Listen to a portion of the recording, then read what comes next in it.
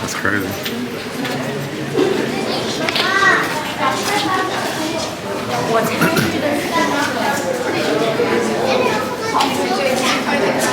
Yep. Walk on in. Oh man. Oh, there you go.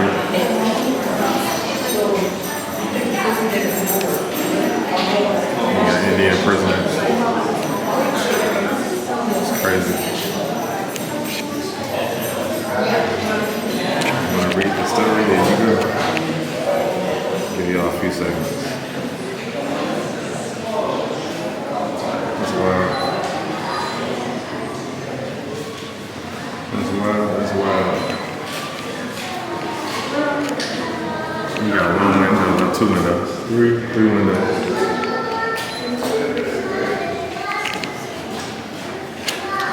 Wow.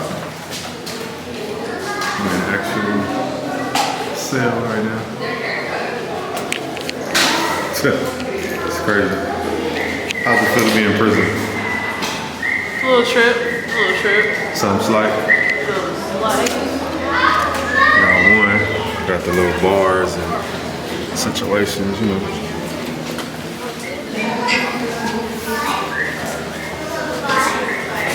You got the cannon right here, big boy shit.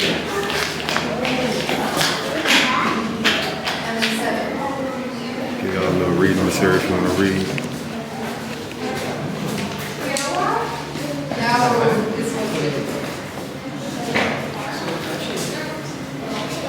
Want to read it now? Hit the pause button.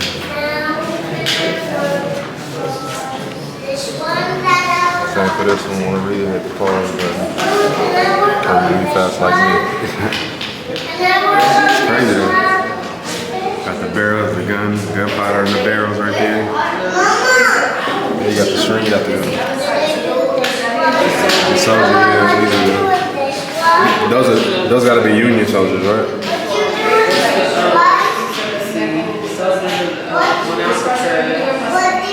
That's wild though. Look at that boy. Civil War, yeah. But this is 1902 right here with this, the dock 1902. So that's over 123 years ago. But yeah, boom. That big boy right there. Got the gunpowder. And the cut right here, what's in the cut over here? There's some more stars, I guess, but you got a little situation over there with the lock on there. Can't get that close. They said not to pass these ropes.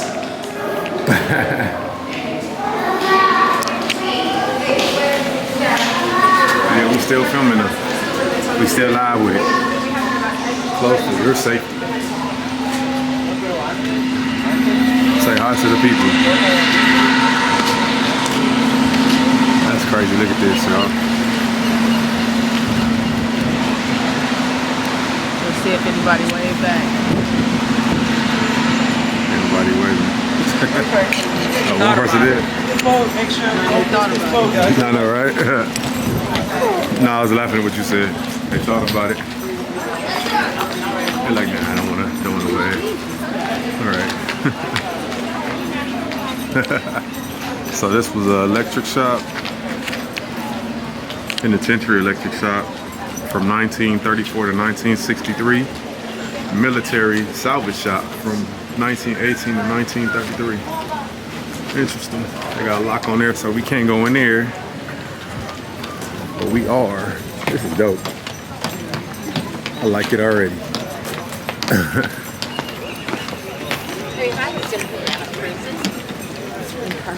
I wonder what this is right here. Let's find out. Huh? Right, I'm cool with it. What?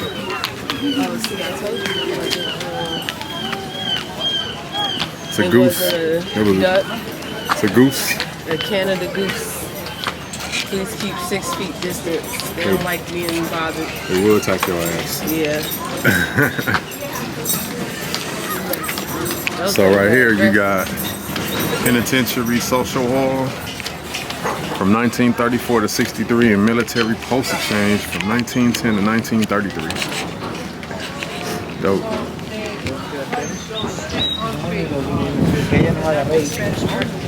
They're getting so many military men who got into trouble that they were running out of room, so they decided to build a big, substantial concrete structure, the cell house, which you're about to go into. They actually employed a lot of military prisoners to work on that prison, and once they finished it, they got to move in. So originally it could house 600 military prisoners. And really that's part of the reason this is a national park. It's not because Alcatraz was here, but because this was a military installation for so many years of its existence. So this building was built originally as a quartermaster building. This is where they kept supplies for the army. And then when they made the transition from a military prison to a federal penitentiary, this became the social hall for the correctional officers. So the correctional officers, about half of them lived here on the island with their families. So there were 60 families living on the island, and the kids would actually go to school on a police boat in the morning, and then come back in the afternoon. And they had the whole run of the lower part of the island because they knew all the bad people in the neighborhood were. They were locked up there, but they could ride their bikes, they could go fishing, they could make sails out of blankets on a broomstick and sail across the playground on roller skates. So it was a lot of fun for the kids that were living here. And so I would say for most of its existence as a federal penitentiary, there were families living here. So what happened to this building? So I'm going to move up in history. They closed the prison in 1963 as too expensive to operate. And what are you going to do with an abandoned island? So there was a developer who wanted to build a casino and a hotel here, and the government was actually thinking about it. But then the Indians protested because they said by treaty we're supposed to get surplus property, and we want to build a cultural center here. After all, we were the first people here. We have our stories to tell about living on the earth in balance, which is what we did for thousands of years. Well, the government kept going back and forth, and they didn't like the idea, but the native people who had come onto the island, they were insistent. So they were negotiating back and forth, and the government didn't take them off because they're not going to last long. There's no food, no water, no heat. They didn't count on all the people who are going to support them. I remember in college we were having food drives for the Indians. We'd bring food and water and fuel for them, and this went on for the whole time they were here. And so they were getting a lot of support from around the Bay Area and from the country. Finally, the government said, okay, here's what we'll do. We'll turn this into a national park. We'll tell your story as well as the whole story of Alcatraz and make this island available to everybody. So that's really why this became a national park. Is really the spark was the Native American occupation of the island for that year and a half, 1969 to 1971. And the Indians still come out here every Thanksgiving and every Indigenous Peoples Day. They come out here at 5 o'clock in the morning to welcome the sun. There's a shaman who says prayers and greets the sun with corn. They have a prayer ceremony. They have a big circle dance. 5,000 people came to the last event here at 5 o'clock in the morning because there are lots of Native Americans living here in the Bay Area. And this was the first time in Native American history where all tribes came together for a common purpose. So it's a very important place for Native Americans still. And you're all invited, if you live in the area, you're all invited to come at 5 o'clock in the morning on Thanksgiving Day if you want to see what that's all like. Anyway, so now this is a national park, and the birds are all protected here. We've got several species of birds, western gulls, California gulls, pigeon guillemots. You saw some Canadian geese probably on the way. There's lots of herons, snowy egrets. So if you go on the other side of the island, you'll probably see more bird life because this is nesting season. It just started nesting season. So you might see some cormorants on the other side as well. Anyway, getting back to the history. So what happened to this building? Well, just at the end of the Indian occupation, people were coming on the island. There was no control over who came on the island. Somebody set this building on fire, and they set the warden's house on fire and the lighthouse on fire. So the Coast Guard came and put out the fires. The U.S. Marshals took everybody off the island. And that was another reason the Park Service decided we need to preserve this historical place. So that was another reason it was turned into a national park. So it's the job now of the national park to restore the buildings. I don't know if they'll ever restore this one because it's just going to take too much money. And right now, as you'll see, they're restoring the cell house, which is a very slow process. So the money you paid for coming over here, part of that goes into the restoration of the building. So that's another reason we like having you come here, so you can help keep us going here. So I'm going to tell you one escape story that happened during the military era. So a guy named Jesse Adams was a soldier prisoner here. I think it was 1904, and in those days they shipped crates of things over here with food and so on. So one day he's on the dock and he sees this empty wooden crate. So while the guards aren't looking, he has one of his buddies nail him inside the crate and put on a shipping label saying ship to the Presidio warehouse, which they did. So he gets shipped over to Presidio. At night he breaks out of the crate, finds some civilian clothes, and makes his way up to Sacramento where his parents live. Well, it took the Army a whole week to figure out how this guy had escaped. They finally found the broken crate, they put two and two together, and they went looking for him. Now, where's the first place they look for him? His parents' house in Sacramento. So they send a detail up there, they find him, they bring him back, and put him down in the dungeon. So there's a basement under the cell house.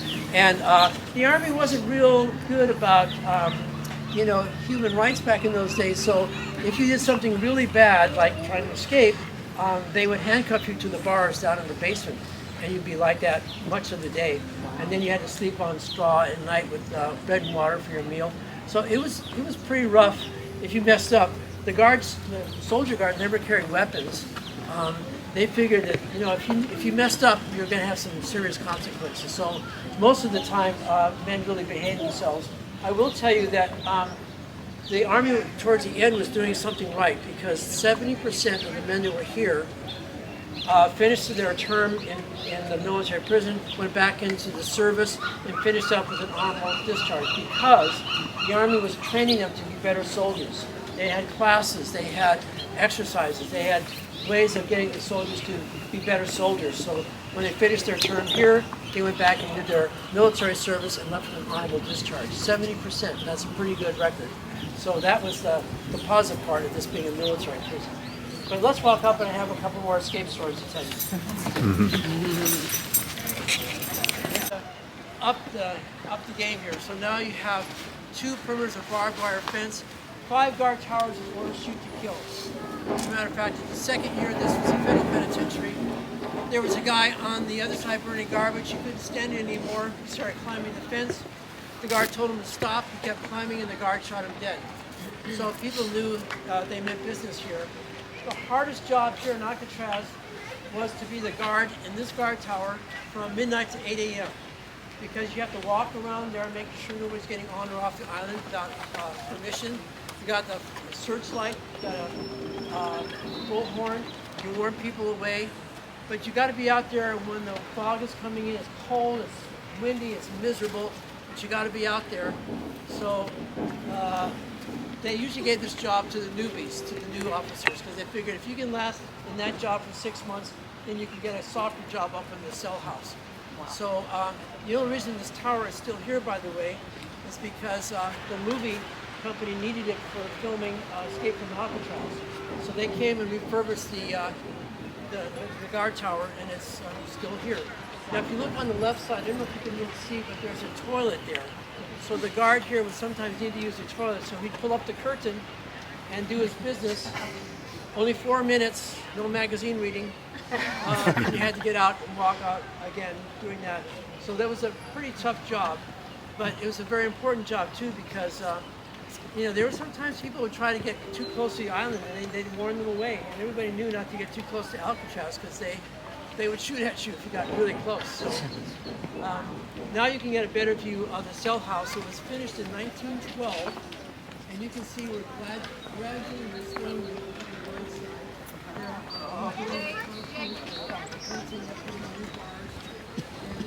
The work stopped because it's so big.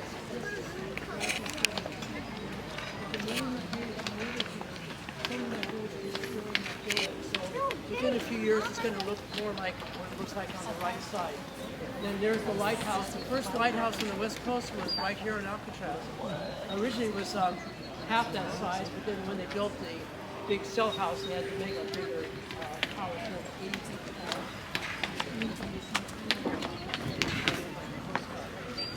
were the barracks originally Yeah.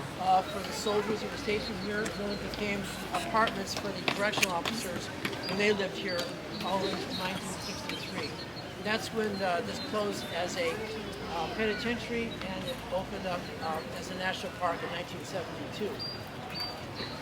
Now, how many people have seen the movie Escape from Alcatraz? Okay, if you can stay a couple more minutes, I'm going to tell you that story because there's something the movie left out.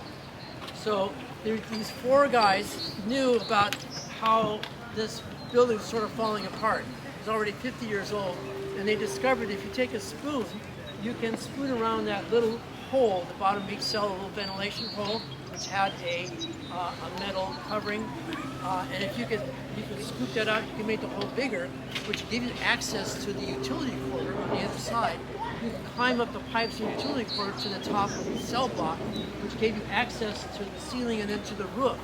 But there are a lot of intermediate stages. So the first stage is to get inside that utility corridor. So every night they would take a spoon, these four guys, and they would make the hole a little bit bigger. And then when they were finished that evening, they'd fill it up with toilet paper and toothpaste, and they had paint from the wood shops. They painted the same color, so you couldn't tell they were making the hole bigger. Then the next night they would take all that away and make the hole even bigger. Finally, they were making this wooden face over the hole they were making, and then they would hide their clothes and towels and everything over that. So again, the guards weren't really noticing. And you know, the guards have this mindset: nobody can escape from Alcatraz. It's escape proof. So they're not really thinking about anybody trying to escape. And these guys are doing all this under their nose. And what gets me is that nobody snitched on them. Because if you snitch on somebody, you get an automatic pass out of Alcatraz. But nobody snitched. And I think it's because not many people knew what they were doing. And also those who knew about it encouraged them. I mean, they wanted them to escape. So anyway, this goes on for months. So among the things they're making are homemade life rafts, life preservers. Made out of old rubber raincoats that they were cutting up and gluing with waterproof glue, and they made little pontoon raft with little valves. How do you do all that? Well, you go into the library and find the Popular Mechanics magazine, which tells you how to make these things.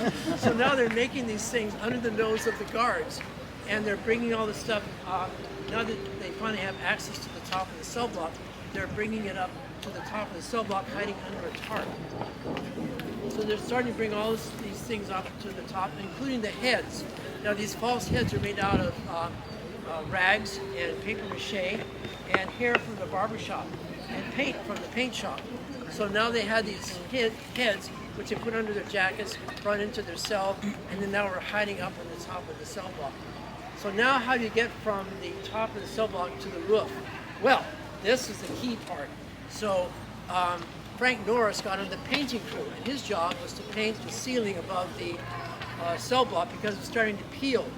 So he got the job, and he would go up on his own with a ladder, and he'd go up and start peeling away at the paint. But this also was a place where they had a tube leading from the ceiling up to the roof. That's one of those ventilation tubes, you know, with the spinner on top. So if you can get through that tube, inside was a cross brace. So they stole some tools and bent the cross brace like that. So now they could go up through that tube up to the roof. But they had to bring all their supplies up. So every night they're bringing up some more supplies, the pontoon raft and the life preservers, and also the heads. So all this stuff now stored up there because the guards would never go up there, really. Because there's no escape from there, right? So eventually, folks, you're going to have to move it a little bit more to let this transit. Thank you. Thank you very much. It's got to make that turn. So now they're getting closer and closer to be ready to escape.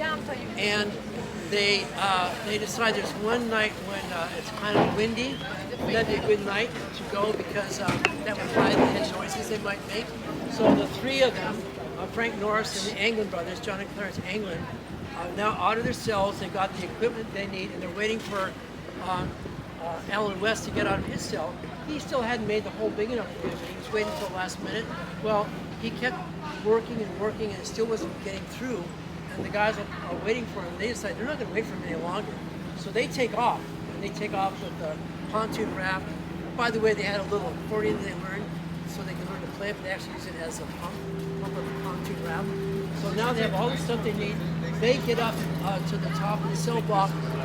They bring up all the things up by rope to the roof. You know, they have access to the roof. And they get up on the roof right about there. They run across the roof all the way to that end of the building. They climb out.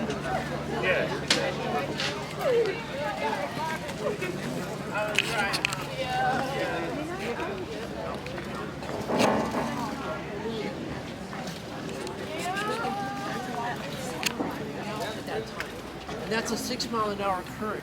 So unless you're a really strong swimmer, and these guys are strong swimmers, it's going to wash you right out to the Golden Gate. We think that's what happened to them. We found a paddle over there. We found part of the pontoon raft over there. The life preservers outside the Golden Gate. So we think what happened was the pontoon raft leaked. They got into the water. The water sent them out to the Golden Gate. Another clue was that a steamship coming through at 2 o'clock in the morning spotted a body floating outside the Golden Gate. I suspect that was one of the escapees. So the official record is that they didn't make it. Now what about Alan West? Well, he finally got out of his cell, got up to the top, realized they'd already left. They had the raft and everything, so he was stuck. So he came back down, tried to patch up what he had done because he knew what was going to happen. And sure enough, in the morning, they come to wake up everybody. Those 3 guys were getting out of bed. They shake the bed, head falls on the ground. They realize something's wrong here. They sound the alarm, and the police, the sheriffs, the Navy, the Coast Guard, everybody's looking for these guys. They never found them. They never found them. And the official record is that they were washed out to sea. Now the Anglin family said that, oh yes, they made it, they're living in Brazil. Well, the FBI went down to check, and they didn't find any real evidence of these guys that made it down to Brazil. No evidence whatsoever. So we think this was sort of a family story to tell, but you know, it may always be a mystery, like, you know, where's Cleopatra buried, or whatever. So we may never know, but it's a real interesting mystery, right? So there is one inmate left in that era who still comes to the island to sell his book. His name is Bill Baker. He's 90 years old. He was in prison for most of his life. He finally got out of prison in 1972, I think it was. He wrote a book about his experiences. That book made him enough money to buy a house. He got married. He got married inside the cell house. One of the Rangers was his best man. And so he said that Alcatraz made an honest man out of him eventually. So that's an interesting story. He'll be coming out here this spring to sell his book. He's still around. So I just think it's interesting. We still have a connection to the past through Bill Baker. His book is up in the bookstore. And you might get to meet Jolene Babcock. She was a daughter of one of the wardens here, and she was here during much of that era. She's written several books about Alcatraz. She's in the bookstore today. You might stop by to say hello. And she's real interesting to talk to. So I'm going to leave you at this point because I know you want to get the audio tour. You're going to walk up this ramp, past the water tank, go up another ramp. Inside the cell house is where you can get your audio tour, which is included in your ticket. And do, by all means, if you have a chance, after your audio tour, go to the other side of the island and get those wonderful views of the Golden Gate Bridge in western San Francisco and the gardens. So thanks very much for coming on my tour. I'll stick around for any questions, but we'll see you later. Thank you. All right, thank you.